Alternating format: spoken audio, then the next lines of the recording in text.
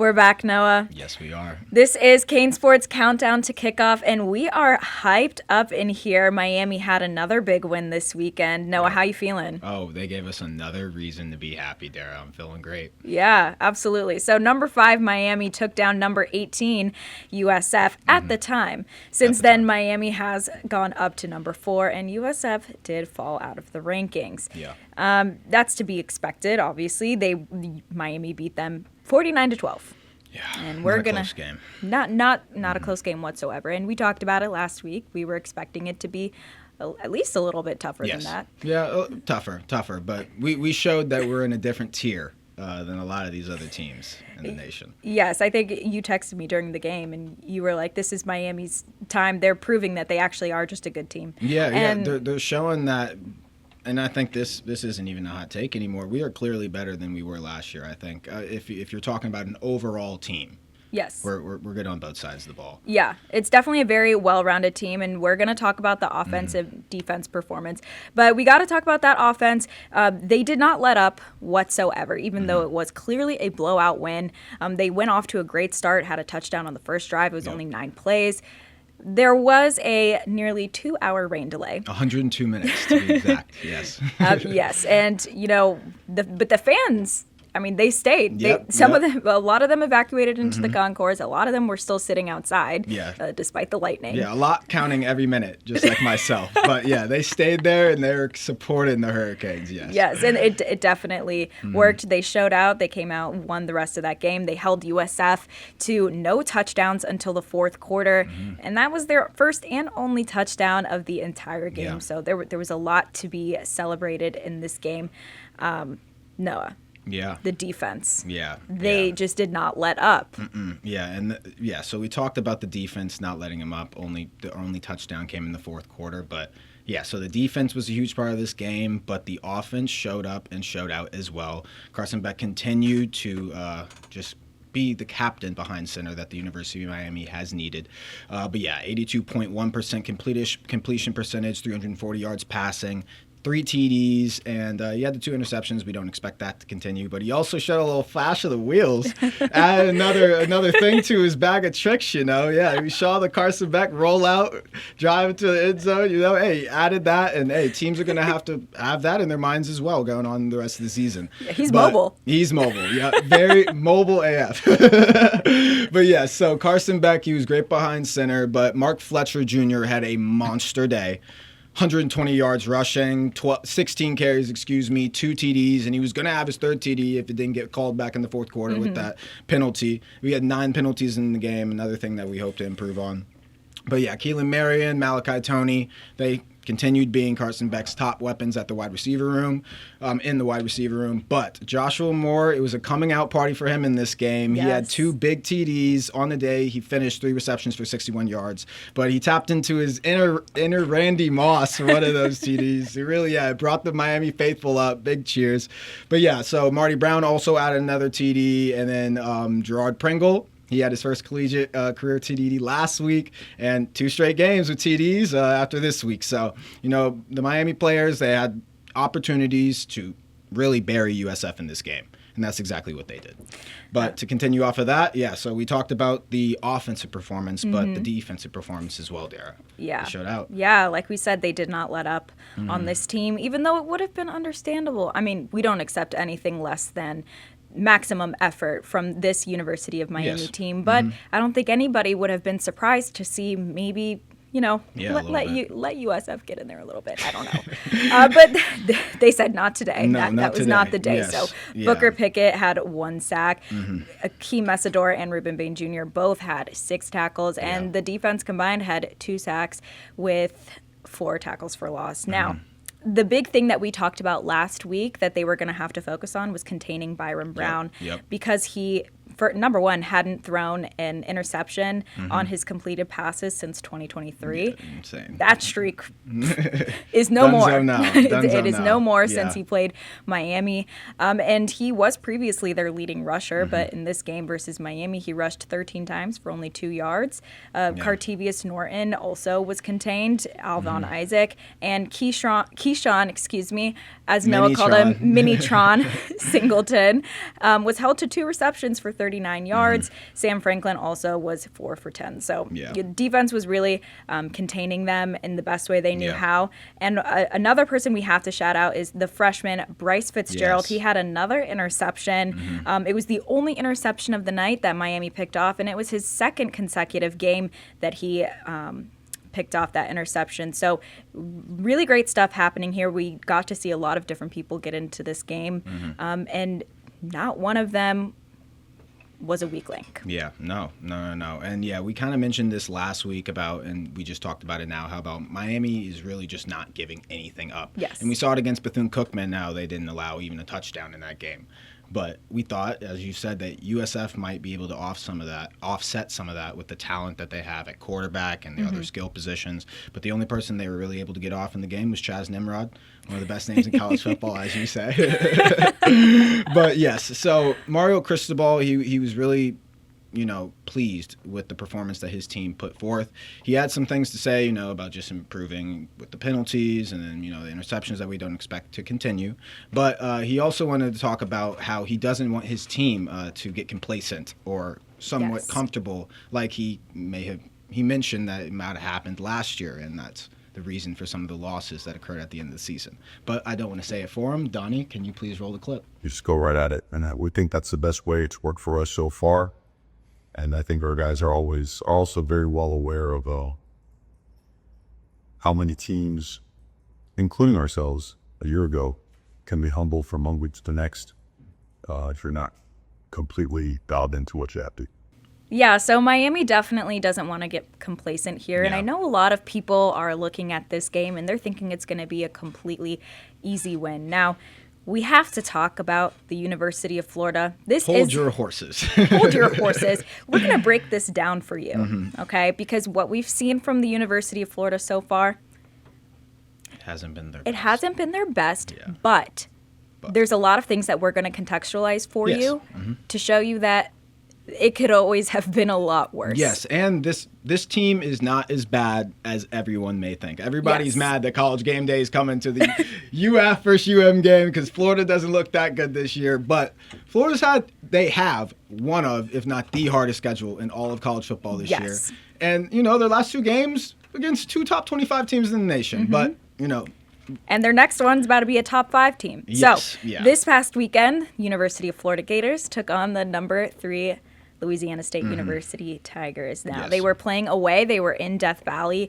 DJ Lagway didn't have his best game, okay? Quarterback. That's a nice way to say that. Respectfully, DJ Lagway did throw 5 interceptions. That's not a hat trick, a golden sombrero. What do you call that? D-Day. D-Day?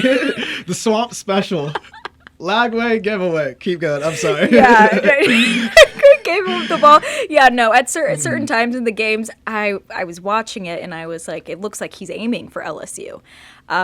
We're going to get into all of the circumstances that kind of led to that. But looking at his numbers against LSU, he made 33 of 49 for 287 yards. That's a 67% pass completion, and that's not terrible. Not terrible. Obviously, 5 interceptions, though. There's no coming back from that. Historically, that's near impossible to come back. But look at the score. They only lost by 10 points. Yeah. And I think that is something that in itself, to me, is impressive. Now, it is. We got to talk about the turnovers and the penalties. This has been a consistent problem for UF. Yeah, man, it's the penalties are seeming to be the UF kryptonite from this year. But we mentioned this last week. You told me about the curse. Play. Yeah, you told me about the Marco Wilson curse that it got broken. When did it get broken? Maybe it never got broken. Maybe so they're just piling on top of each other. We got the spit curse / spit play curse with the Marco Wilson shoe play now. But it's ironic that the Marco Wilson shoe throwing incident took place against LSU, and then DJ Lagway threw 5 interceptions against LSU. So LSU the ghost of Marco Wilson is just haunting. Contract. Florida, stop playing LSU, please. Anyways, this is what happened. So the turnovers and penalties that Florida accrued over the game canceled out basically anything that the offense could achieve, no matter how hard they were trying. Yeah. They had an offensive holding call that negated one of DJ Lagway's better moments of the game. He had an 87-yard touchdown pass to Jaden Baugh. That was nullified because of a holding call. So that's not what we want to see if you're a Florida fan. But he does have some other offensive weapons to work with. So VB3, Vernell Brown III, as we call him, he still remains a standout receiver for DJ Lagway. Last game, he had 8 receptions for 62 yards. The running back, Jaden Baugh, also a standout offensive weapon. He had 10 carries for 46 yards and also 7 receptions for 59 yards. And we got to talk also about Hayden Hansen, tight end. He didn't get much in last season, but we're starting to see him become more of a go-to person for DJ Lagway this year. He had 7 receptions for 50 yards against LSU. Young quarterbacks love their tight ends. Yeah, I do. As you were saying that. Yes. Thank you for that. But the penalties, man, continue to be an issue. We got to go look back at USF. They had 11 penalties for 103 yards against USF. And then against LSU, they had 7 for 57 yards. Yeah. Now, all of these things combined is going to have an impact on DJ Lagway, which we'll get a little bit more into the weeds about the circumstances that we think are going to be affecting his performance against Miami this weekend. But what Billy Napier had to say in the press conference was he cited all of Lagway's miscues as a result of him missing a lot of spring training, a lot of summer and fall camp due to ongoing struggles with injuries, just throughout the offseason. So that is something that we got to consider. But, that was the main question on everybody's mind after that game against LSU was, Billy, what's going on with DJ? Well, yeah, and the reason that they asked Billy that is because, we've been talking about how all the UF fans are up in arms, and Billy Napier may be public enemy number 1 over in Gainesville. Yeah. But it's because Billy Napier and DJ Lagway, they're tied together. They're a package deal. Yeah, exactly. Yeah. Best way to put that. But when Billy Napier came into Florida and replaced Dan Mullen, he has his first 2 seasons, he has to get his recruiting in, and then he finally brings in the quarterback that he had stapled as the savior of the UF program. This is going to be the quarterback that's going to take us into the future and start having UF be a top 10 team in the nation, college football playoff contender. But it just hasn't worked out that way. No, and unfortunately. We'll talk about that. It looks like it was going to work out that way. Yes. Okay. DJ Lagway has been very supportive of Billy Napier, and, that is the person who's calling him his plays. So if you're a Florida fan, you just have to hope that they, after last week, have had a little more cohesion, as we say on here, are able to communicate better, to strategize a better potentially outcome against Miami. But we can't discount the University of Florida's offensive efforts. Just to compare their offensive leaders to University of Miami offensive leaders, DJ Lagway this season, he's had 629 yards versus Carson Beck had 812. It's a pretty big difference if you ask me. Top completion percentage in the country for Carson Beck this week, by the way. Guys. Oh, and we'll get to that. Lagway has thrown 5 touchdowns and 6 interceptions. When you think about 5 of those came from just last week, it's kind of a crazy stat. Carson Beck has thrown 7 touchdowns. 5 of anything is a crazy stat, guys, in football. Carson Beck had 7 touchdowns and 2 interceptions. Lagway's completion percentage is sitting at a 71% for the season, while Carson Beck is at a 78.3%.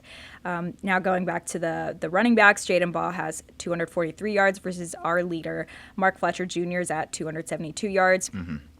Baugh had 37 carries and a touchdown versus Fletcher Jr.'s 42 carries and 4 touchdowns. And as far as receiver goes, leader VB3, he's had 197 yards versus Malachi Toney's 228 yards. VB3 had 16 receptions, and Toney had 18 receptions and a touchdown. So you see, as you list out those stats compared to each other about their top skill positions compared to ours, They're really not that far off, and you see we're sitting at 3-0, and Florida's 1-2, and everybody's panicking, but they're not that far off, and that's why we're trying to argue right now that this is a big game, and this is the big game that we expected, and the UF team that everybody's been watching these past few weeks is not as bad as everyone may think. But because we talked about the bad performance that Lagway and the offense had against LSU, but we can't say that without mentioning, that LSU's defense, when LSU's defense is facing opposing offenses this season, over 40% of plays against their defense result in no gain or for a loss of yards. So, LSU's defense is looking possibly like the best defense in the entire country. So it's not a coincidence that when you combine DJ Lagway, young quarterback, non-existent offensive coordinator, Yep. his head coach cosplaying, as you said, as an offensive coordinator. He hasn't put the visor on. He needs to put the visor on. Maybe he'll be an offensive coordinator. But we have to mention these things that LSU, really good defense, and Florida just fell victim to that at an away game in Death Valley. But yeah, so we have to continue now and break down about just the defense from Florida that we will be facing this week. So they currently sit at 8th for the SEC rankings in defense. They allow 264 yards a game, but they only allow 13 points a game. We spoke about how it was honestly impressive that in a game that DJ Lagway throws 5 interceptions, LSU only ends up with 20 points on the board. Yes. And 7 of those points came from a pick six. So they really only allowed, they're averaging 13 points allowed in each game, and they really only allowed 13 points against LSU. Their defense has shown, honestly, just improvement from last season, and they're honestly one of the best defenses in the SEC, and they're definitely a talented bunch. But, when your offense is throwing 5 interceptions, the penalties. Yes. There's only so much they can do. Yeah, the defense is on the field way too long for us to expect them not to give up a little. But just to continue off of that, a linebacker has not led Florida in tackles since 2020. I found that an interesting stat. Linebackers are normally really up there in tackles for each team, but that might change this year because they have their sophomore linebacker, Miles Graham. He's leading the team in tackles this year so far. 11 solos, 6 assists. And then he also has Aaron Childs. He was another former highly touted recruit as well coming into Florida. But they combined for 52 tackles last season. So the defensive group at Florida, they're honestly looking good. I already mentioned Miles Graham, how he's leading the team in tackles, but he also has 2 QB hurries as well. And then Jaden Robinson is also another leader in tackles as well. But to continue off of that, Devin Moore, he returned to the defense off of last year because he was struggling with an injury. And they're starting safeties, Jordan Castle, Bryce Norton, they both returned this year, and they've been playing good as well. So the Florida defense is pretty good, and Miami's going to have to step up against that. But another thing as well was the Florida defense didn't have a single sack against LSU. No. And, we believe that the Miami offensive line, and I don't think it's just a belief. We know that the Miami offensive line is one of the best, if not the best, offensive lines in the entire country. So if Florida cannot get a sack against LSU, which good offensive line, but we believe that the University of Miami's is better. And Florida has some work cut out for them to be able to get some pressure on Carson Beck this coming up week. But we have to show some love to the kickers and special teams as well. Can't only talk about the defense. Another great name in college football, not just Chaz Nimrod. We got Trey Smack. Trey Smack. Yep, Trey Smack, just like that. But he is the kicker for UF. He's 6 for 9 on field goals for the year, 9 for 9 extra points, and he's 1 for 2 from 50 plus. So, the kicker, put some trust in him, maybe late in the game, but I'm not expecting for this game to be extremely close. Hopefully we don't find ourselves in that situation where Trey Smack has the opportunity to win the game. Miami gets smacked. Yes. So with that said about the Florida defense and their special teams, can't forget Trey Smack. But yeah, we're trying to convince right now for the people to get hyped up about this game on Saturday because the University of Florida team is not one that should be taken lightly or underestimated. But Mario Cristobal also had something that mirrored that sentiment. So Donnie, could you please play the clip from Mario Cristobal from yesterday? What are some of the things that stand out about Florida this week? Size, speed, strength, good technique and fundamentally, schematically, challenging, powerful at the line of scrimmage, heavily invested in the trenches, powerful at running back, speed at wide receiver, both inside and out, and length and size outside as well. Large secondary, guys that can cover a lot of ground, a lot of length, multiple coverages, good at disguising coverages and pressures and pressures. Dynamic return on special teams. Very talented football team, very well coached football team. So yeah, Dara, based off what Cristobal said in that press conference, he's locked in on this matchup, and the University of Miami fans should be too. So let's talk about this matchup coming into this week, Dara. Yeah, absolutely. So we've just laid out a bunch of stats for you guys. We're going to now tell you what can we expect coming into this game. So Noah so beautifully laid out how strong, of course, how strong that Florida defense is. We know that their main goal is going to be applying pressure on Carson Beck. He's proven now that he has more than one trick in his bag, according to Noah. Few cards up the sleeve, one might say. Okay, Carson Beck can run. Carson Beck can run. Yes. He's leading all of college football in completion percentage. They're going to want to apply pressure on him to keep him contained, delay the pass so that he can't make some of those accurate and very quick plays that he's used to doing, and also contain him from running. Yeah. Now, the thing about Carson Beck is, let's not forget, he was playing at Georgia last season, and he has experience playing Florida and beating Florida. Last season, the University of Florida went 8-5. I will say that towards the end of their season was when it started to turn around, because DJ Lagway was getting in there a lot more. They kind of started to move away from Graham Mertz, and that's when people started to get excited about Florida again. So I would argue that because the Florida-Georgia game happens closer to the end of the season, it's usually end of November every year. So by that standard, I would say that Carson Beck, when he beat Florida last year, had the experience of beating and playing against the best version of the 2024 Florida Gators, which still were not a bad team, despite what the naysayers might say about them. So I have trust that Carson Beck is going to be able to read their defense, and understand what's going to be coming, and be aware of what to expect when he's playing Florida, and that's a big advantage for the University of Miami. On the other side of the ball, DJ Lagway is not a bad quarterback, despite his last game. Something that we've talked about is that, first of all, he's a sophomore. We've already talked about this. There were a lot of circumstances at play that led to a 5-interception game that I'm sure Noah's going to try and get into a little bit more there. But a lot of circumstances that might potentially, I don't want to say that we expect DJ Lagway to fold under the pressure at Miami this weekend, but it's not completely out of the question based on what we are seeing historically throughout this season. And maybe fold's not even like the right word. It's just like, it's not so much that we are expecting him to fold maybe under pressure. It's just more that he's not given all the right tools to succeed. It's a young quarterback, as you were saying, no OC. They're trying to figure this out together. He has the pressure, literally and figuratively. Has the pressure of his head coach riding on him, and he's literally getting pressured very bad, and he's been a bad quarterback against pressure all season so far. But to continue your point. No, you're so correct. I mean, we saw this again against LSU. If you just watch his face, I mean, he gets out of the zone. It's very hard for him to get back in it. So if that is the case against Miami, they're going to, hopefully, if Billy Napier is smart and puts on his offensive coordinator visor. Put on the visor, Bill. If Billy Napier is smart, he will hopefully focus on running the ball and really focus on the run game instead of doing what he did against LSU and continuing to have DJ throw it when his head is obviously not in it. So that's something that we can expect to happen, is focusing on the run game if DJ Lagway is off his game that day. Yeah. But once again, Noah's just making fun of me for saying this. When he's locked in, he's so good.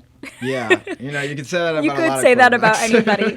But when he's locked in, he actually is an objectively good He's talented. Yes. He's 100% talented.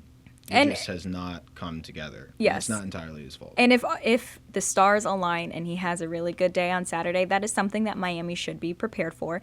And the fact that he has multiple offensive weapons that will execute on the reception. But we talked about Lagway being a little bit inconsistent. We talked about some of the predictability. Yeah. Some weaknesses to exploit. Predictability. Noah, let us know. Predictability was the key word of that last sentence that you just put out there. Because, okay, let's just talk about, this was like a really kind of weird moment after the LSU-Florida game.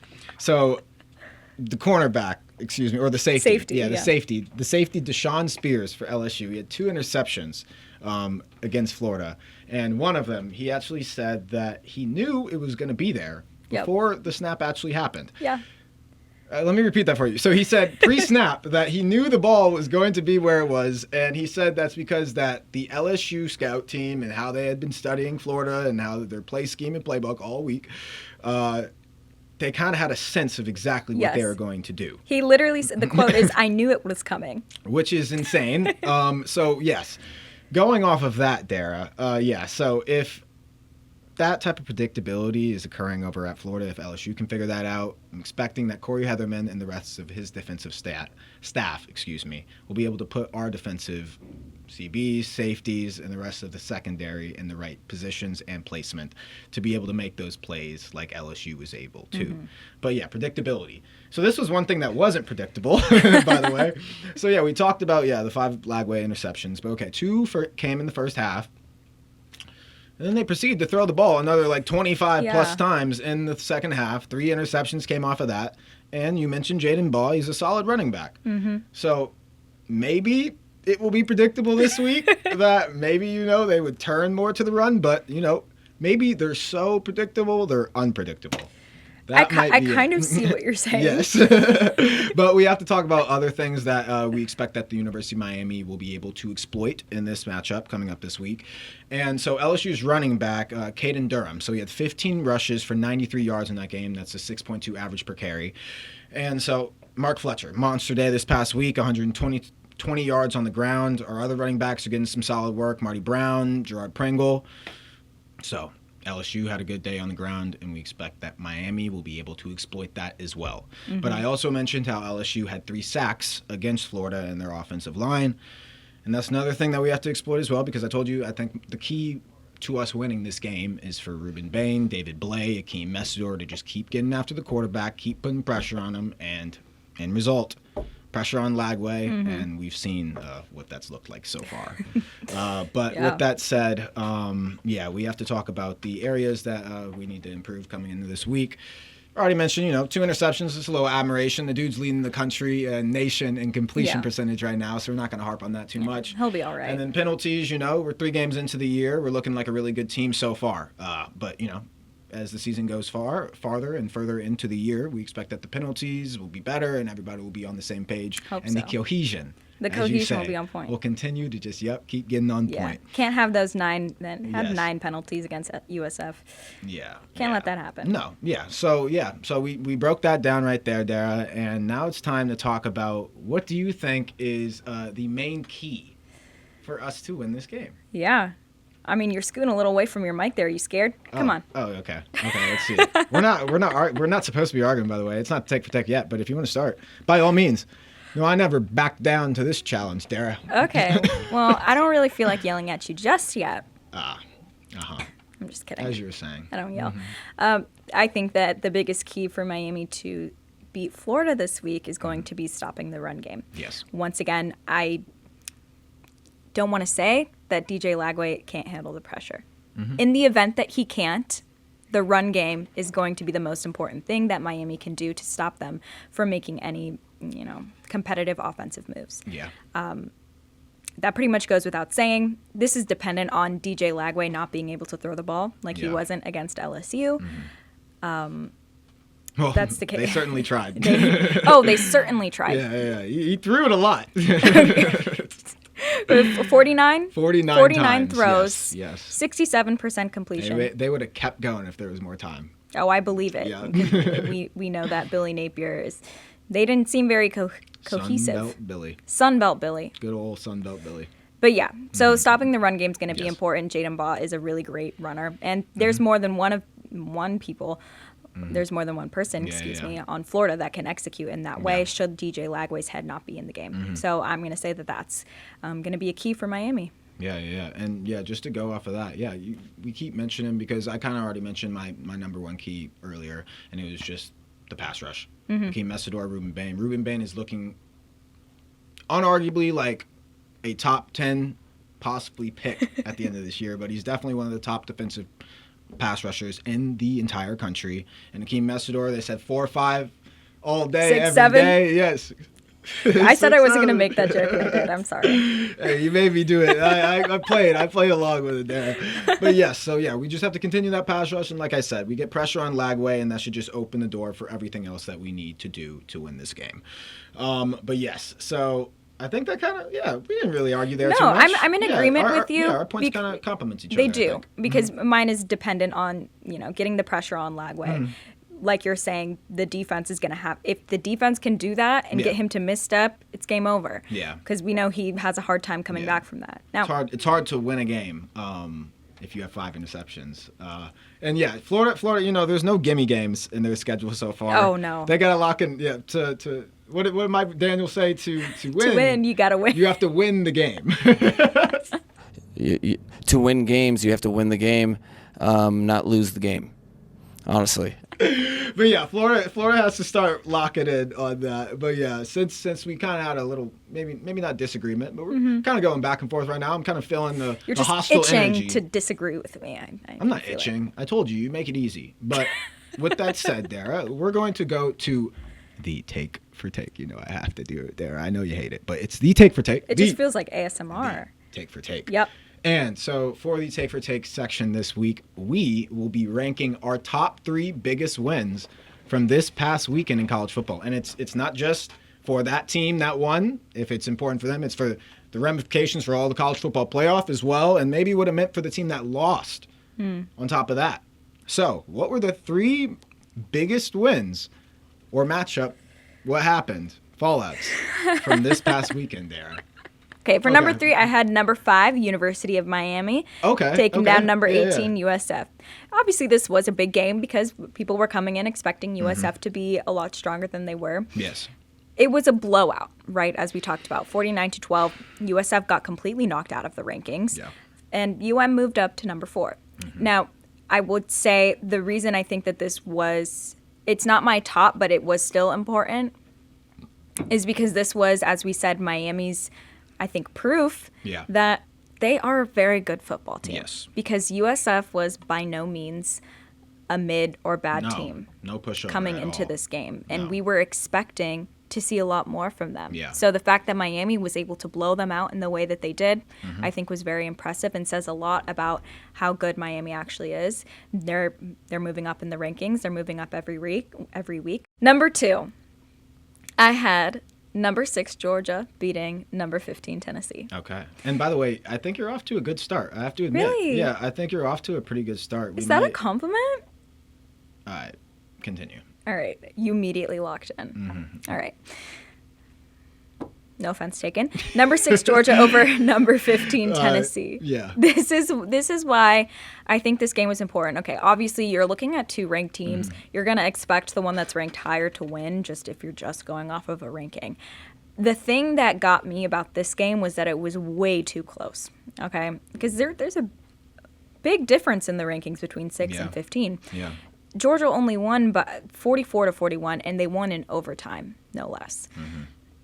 To me, that says either Tennessee is way better than everybody thinks they are, or Georgia's not as good as everybody thinks they are. And that has the potential to shift around the rankings a little bit more.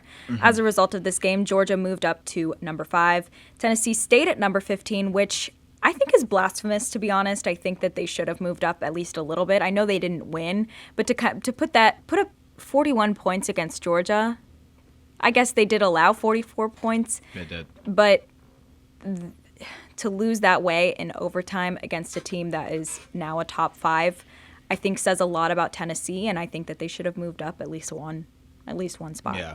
So not a lot of love by the selection committee over. Oh, this is what I was going to say. You were disagreeing. You thought that USF should have stayed in the rankings after their. Yeah, but hey, once you're in your take for take right now, I want to save my energy. Fine. All right. You're off to a good start. Now we're at my number 1, Georgia Tech versus number 12, Clemson. Georgia Tech versus Clemson. Yes. That's your number 1. Yes. Tech. Now we're starting to disagree. Let me hear it, Dara. All right. Tech came in unranked. They rose to number 18 after this win, and they won 24-21. Again, another close game. So it's not like they blew them out, in which case I would understand if actually Clemson did get completely knocked out of the top 25 as a result of this game. Now Time. I mean, yeah.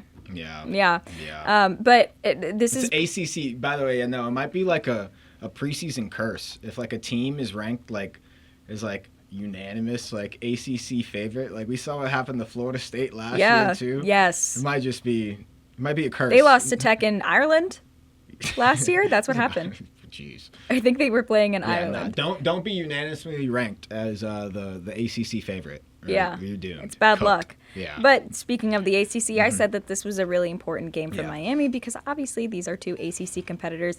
Preseason, Clemson was the favorite to win the ACC. It's not really looking like that anymore. And I think I think this loss to Georgia Tech is good for Miami in the sense that, hey, we might have just knocked out another major competitor for Miami to win the ACC, but also could raise some red flags about maybe Georgia Tech is somebody that we don't also want to underestimate. But what do you have to say? That's what you're done? Yeah. I'm cool to jump in. Yeah, go ahead. Okay, so once I said, I think you started off great. Yeah. So I'm going to start at number 3, and I had UM versus USF. And Okay. you mentioned some of the things, and I'll start with how I believe that USF should still be ranked in the top 25. Yeah. I think it's kind of disrespectful.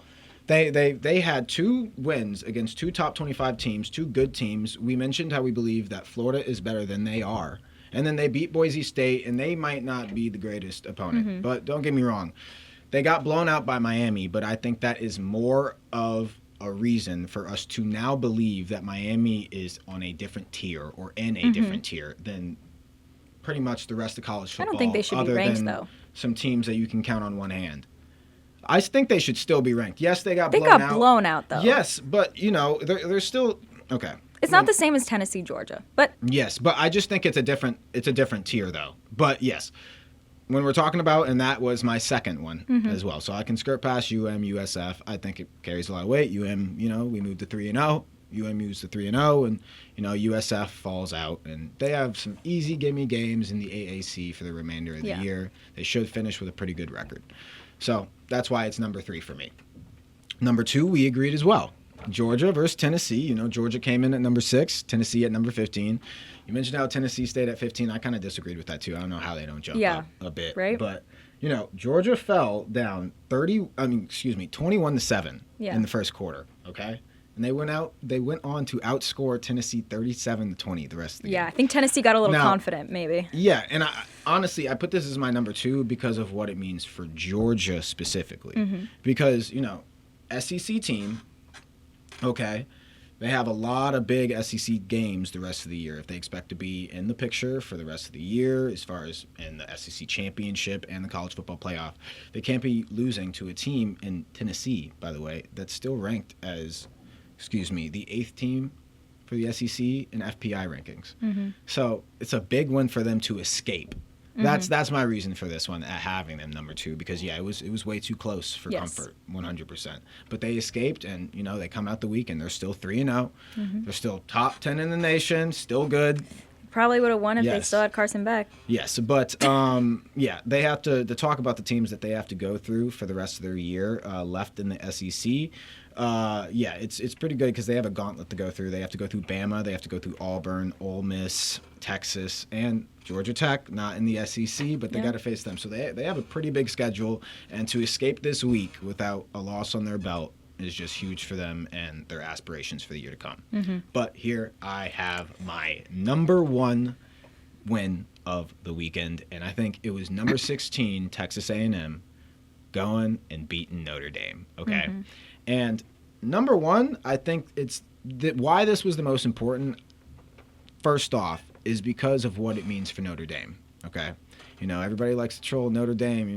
They're prestigious selves. They don't have Catholics. A conference. Yeah, they don't have a conference, and that's going to come back to bite them this year, truthfully, because they're not in a conference and they don't have the luxury of dropping these big games against these top teams and having the luxury of maybe going on a run like Georgia or Clemson did last year. Clemson had 3 losses. They got in over a team like the University of Miami that went 10-2, but the reason for that is just because they have a better ACC record.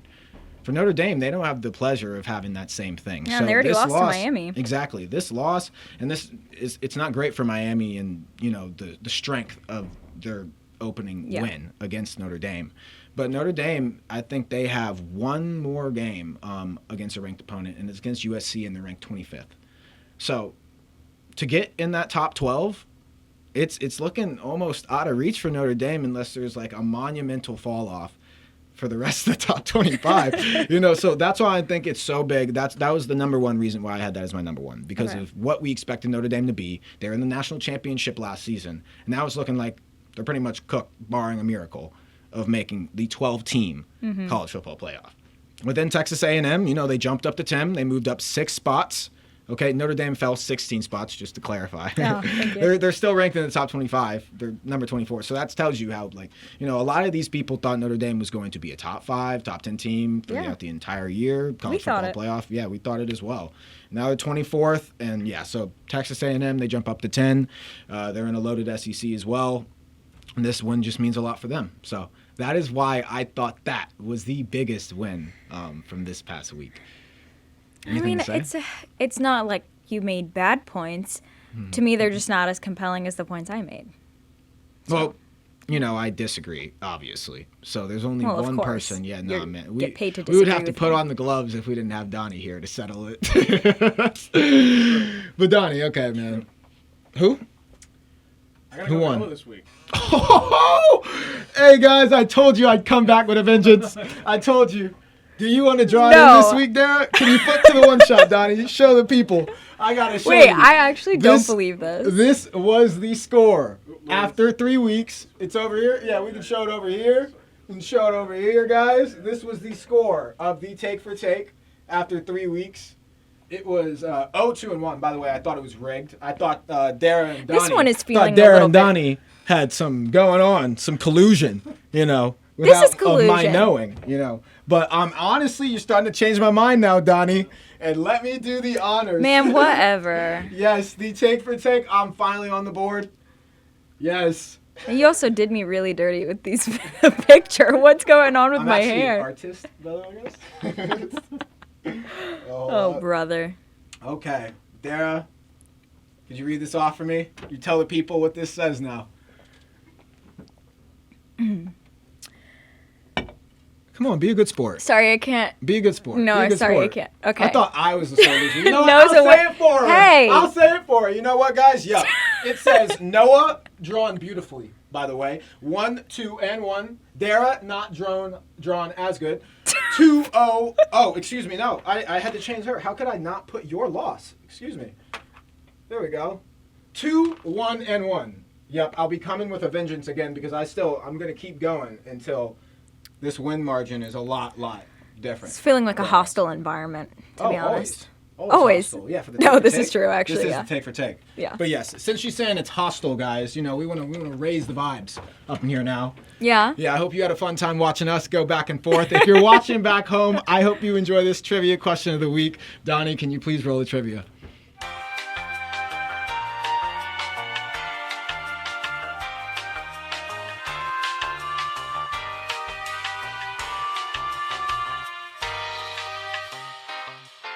Well, I hope that people chose C out there, Dara, and I hope it proved the true U fans out there.